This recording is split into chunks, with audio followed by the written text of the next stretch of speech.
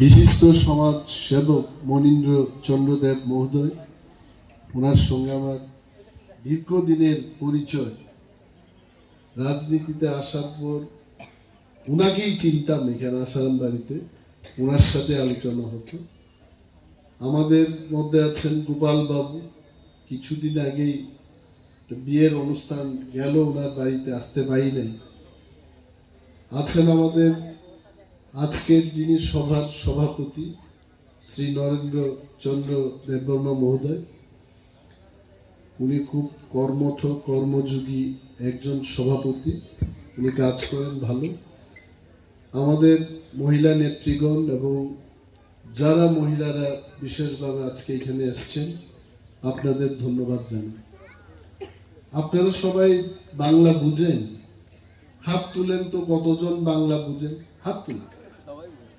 আমি তো আইলাম আপনাদের জন্য, আপনারা হাত তুলেন। ওকে, বাহ, ধন্যবাদ।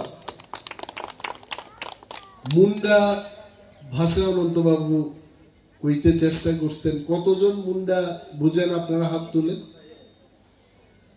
ও, তাহলে অনন্তবাবুর আইডিয়া ঠিকই আছে, খুব ভালো।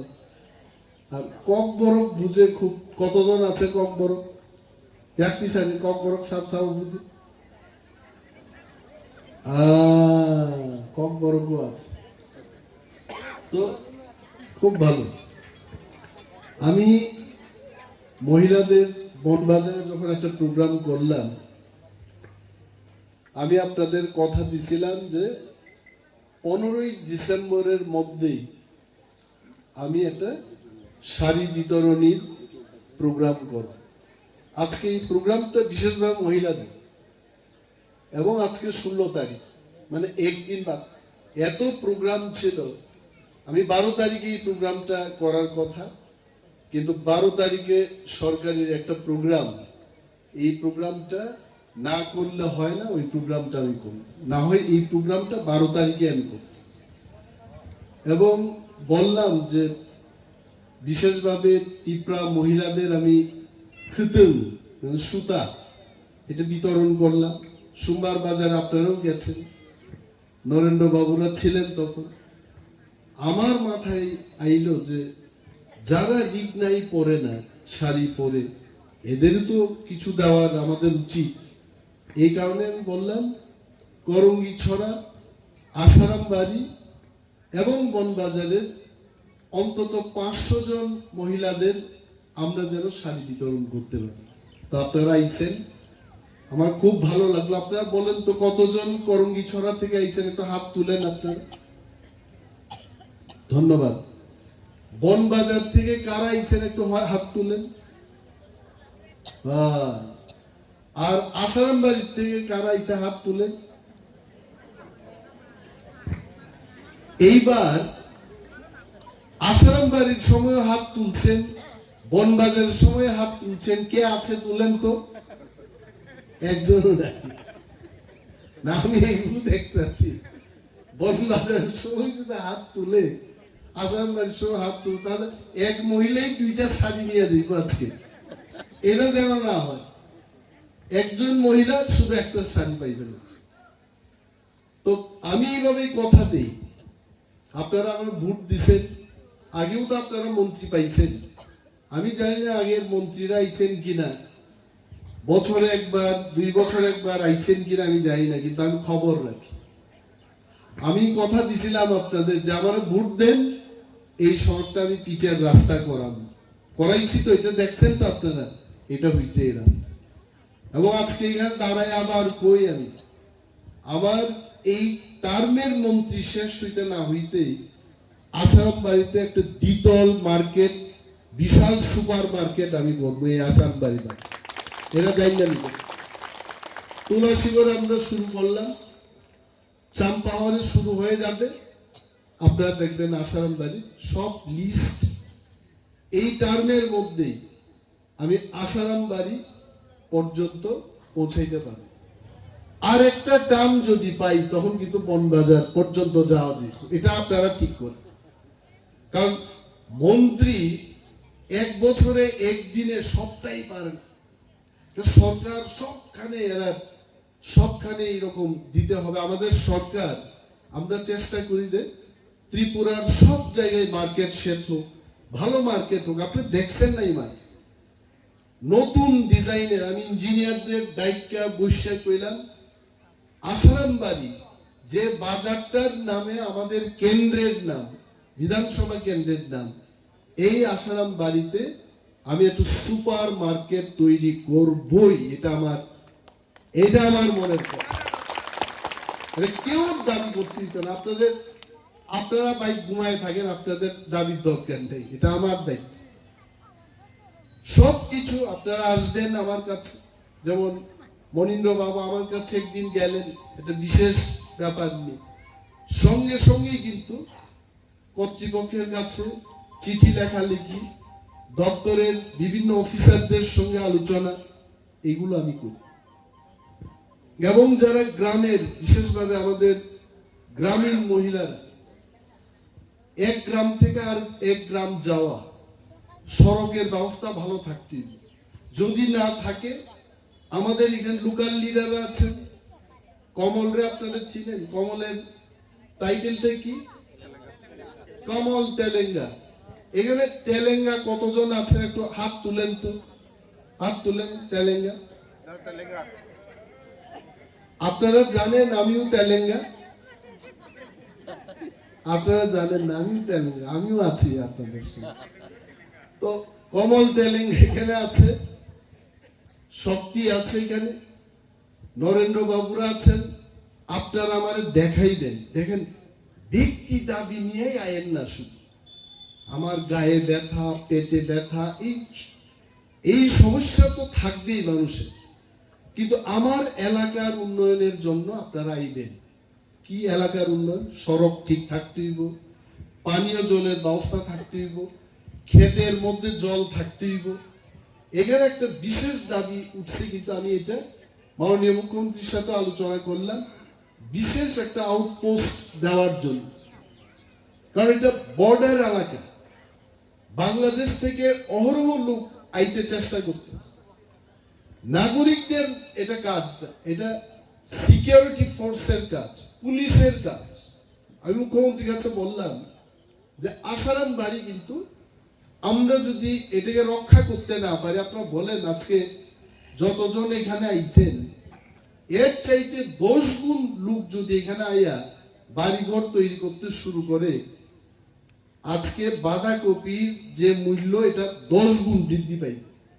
এটা মনে রাখ, ওইটা আরেকটা দেশ, এটা আরেকটা দেশ। মনীন্দ্র বাবুরও তো আমি জিজ্ঞেস, আপনার বাবা কোনখান থেকে আইছেন? এই কাটা তারের বেড়ার পাড়ে ওখান থেকে আইছেন, তাই তো পরিষ্কার ভাবেই দিচ্ছে, ভয় পাওয়ার কি আছে? এক সময় এখানে আইছে মানুষ, রাজা মহারাজারাই আনছে এখানে ত্রিপুরা, আপনারা আসুন এখানে। কিন্তু এখন সরকার সিদ্ধান্ত নিছে আর ওই পাড়ের থেকে মানুষ আনা যাবে না, এটা সজাগ থাকবেন আপনারা। এই কারণে আমি মুখ্যমন্ত্রী মহোদয়ের কাছে বললাম যে আসারাম বাড়িতে একটা আউটপোস্ট দরকার। কারণ ওই চাম্পাওয়ার থেকে পুলিশ আইতে আইতে, এটা তো রাস্তার মধ্যে ঘুমায় আইয়ে পুলিশ, এরপরে তার চোখের সামনে দিয়া কে যায় এটা আর দেখে না। পারলে কোনার মধ্যে বয়া আর একটু রেস্ট করে হইতো বা যায়। আমি জানি না পুলিশের লোক এরকম করে কিনা, কিন্তু আমার কাছে এলাকার অনেক লোক এটা কইছে, দাদা বা স্যার, চাম্পা হওয়ার থেকে আইয়া এরা ডিউটি ঠিক মতো করতে পারে না, এটা বাস্তব। তো এখানে এগুলোর দাবি আপনারা উঠাইবেন, আপনাদের পক্ষে আমি সরকারের কাছে উঠাবো।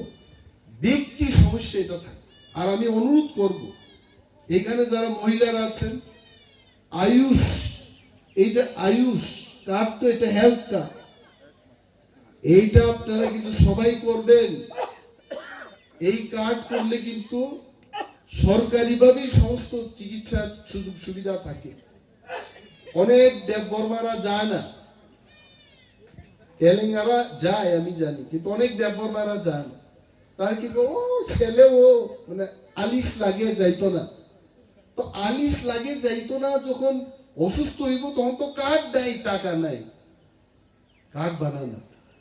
এবং আমি জানি মহিলারাই কিন্তু সমাজের সবচাইতে তারা কষ্ট করে পরিবারটারে দেখে মহিলাদের শক্তি সাংঘাতিক।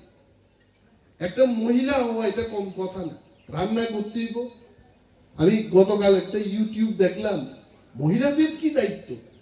একজন সরকারি মহিলা অফিসার বাড়ি গিয়ে কিন্তু ওনার বিছানা ঠিক করে দিতে হয় ছেলে মেয়েদের, স্বামীরা করে না এটা।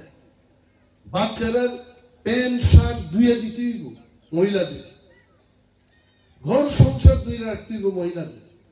এবং এমন সংখ্যায় আজকে মহিলারা এখানে আইছেন, এটা থেকে বোঝা যায় এই মহিলারা সরকারের সাথে আছেন এবং সরকারের কাজ করবে, আপনারা নিজেদের সহযোগিতা করবে।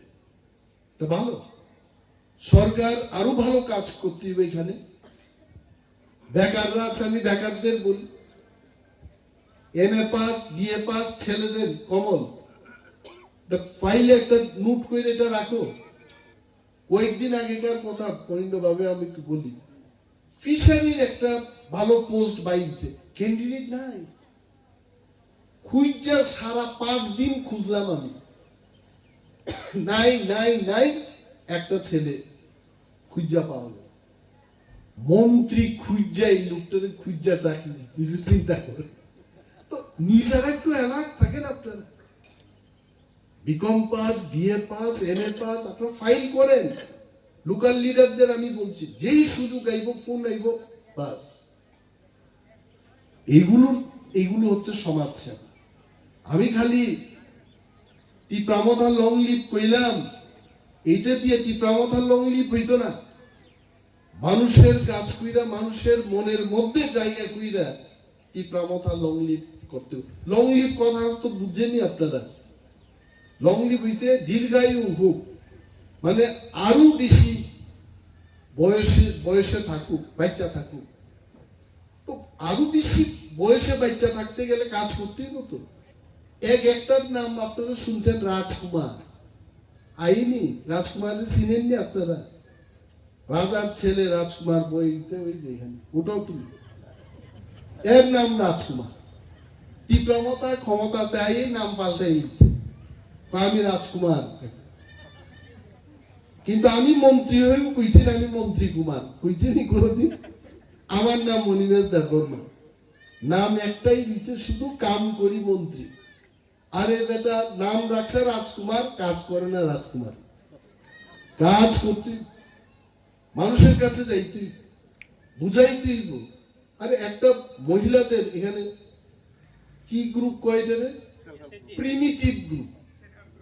হ্যাঁ, কার্ডটা তো এখন BPL কার্ড বলে না, কি কার্ড বলে এটা? Priority group. প্রায়োরিটি গ্রুপের যাদের যোগ্যতা আছে তাদের পাইতে, এই কারণেই তো সরকার। এলাকার লিডাররা কাজ করতো না, মন্ত্রী বাহাদুর জানতেন না মহিলারা, এখানকার লোকেরা আপনারা বঞ্চিত হইবেন, এটা হইতে দিয়ে না। আমি যখন আই এইভাবে বিশেষ কোনো কথা থাকলে আমার দাঁড় করায় আপনার জিগাইবেন, দাদা কাকা মামা স্যার যাই ডাকেন, আপনার বলবেন যে এই সমস্যা আছে। গতবার আমি বনবাজার যখন আসলাম, একজন রিটায়ার্ড টিচার, উনি যেভাবে ব্যাপারগুলো বুঝাইলেন যে জলের ব্যবস্থা করতে হবে, অনেক সময় এই ভদ্রলোকের কথা আমার মনে পড়ে। উনি কিন্তু রাজনেতা না, উনি রিটায়ার্ড শিক্ষক। এবং পরের দিন গিয়ে আমি কইলাম, ঢুকাও এটা শেডিউলের মধ্যে, আগামী অর্থবর্ষে এই কাজ আসারামবাড়ি বনবাজার এলাকায় এটা করতে হবে। এটা হচ্ছে রিপোর্টিং। এই রিপোর্ট আপনারা করুন। আমি জানি মহিলারা কেন তাড়াতাড়ি হাততালি বাজাইতেন, কারণ এটা নিয়ে আপনার বাড়িতে চাইবেন। হ্যাঁ, আপনারা ভাবতেছেন যে টাইম কেন বক্তৃতা শেষ করে না, কোন কালারটা জানি আমার পরে, এইটাও তো আর একটা কথা। কারণ বিভিন্ন রঙের শাড়ি, এইতে কোন শাড়িটা আমার, এটাও তো কথা। এমনই তো হইতে পারে একটা টার্গেট করে রাখলাম, এটা দেওয়া হয়েছে আরেক মহিলার, এটা হইব কিন্তু আছে। আর যদি আমি কই যে যার পারে এটা নিয়ে যান, বিপদ, এটা কইরেন না আপনি। লাইনের পর লাইন এইভাবে নেবেন। আপনাদের জন্যই আসলাম, একটু দেরি হইলো, আর একটা প্রোগ্রাম ছিল এখানে। আমার খুব ভালো লাগে এবং এটা আমার কথা, কি কইলাম আপনারা মনে রাখবেন। কাজ আমাদের করতে, অনেক কাজ করার বাকি। আপনাদের সমর্থন আমার দরকার। একসাথে থাকবেন, সমর্থনে থাকবেন, কাজ করব। আর বিশেষ কিছু বলছি না, এই কয়েকটা কথা বলেই আমি আমার বক্তব্য শেষ করছি। জয় হিন্দ। बारी बाजारो टिप्रामथानी कैसा पान्दांखा ओ पान्दाओ प्राय 1000 खानेक बरी रक फाइमानजा फैगे आरुन बिसिंगो 8 परिवार नि 25 भोटार बीजेपी बदल याकारे टिप्रामथावतिनि যোগদান ठेके बाकी बरी रक बरकसिनि पार्टीनि तिनि अरो ककसाबमुं पान्दांखा एलाकानि कक रकम लाइके এবং হম দদমকেনো প্রোগ্রাম মুই দন নুখনাইতে যে রকম কিছু বরি রকা সুবসে যতন বেলায় বেলায় सार फेबा तिब्रामा थाव सालब्रुम न तिब्रामा थानि बानारमै फाइ दङ गे आ बिसिङाव खरकसा मन्त्रि न सामानै दङ जे तिब्रामा थानि मन्त्रि रक्सि बिजेपि थाना नायथोंना बबाहाय नि वानसुं माने बबाहाय रिएक्सन আসলে আবরক আপনি নিউজ রক নাইজে গে এবং নুক গিয়াইতে যদি তংখানো রেফার খাইদি ব মন্ত্রী ব ভাই ককসা সাকাই তো আমি টিপ্রামথানি বখাকি মাফি অগনাই যিনি স্পোক্স পারসন দক চংলা খরকসাই প্রায় যিনি 4 জন স্পোক্স পারসন মহারাজ নিয়োগ লাগে বরং আবনো সানাই স্পোক্স পারসন দনি দায়িত্ব তো ব নেতা ভাই ককসা ভাইকে ফিরক নাই বরং নিশ্চয়ই মাফি অগনাই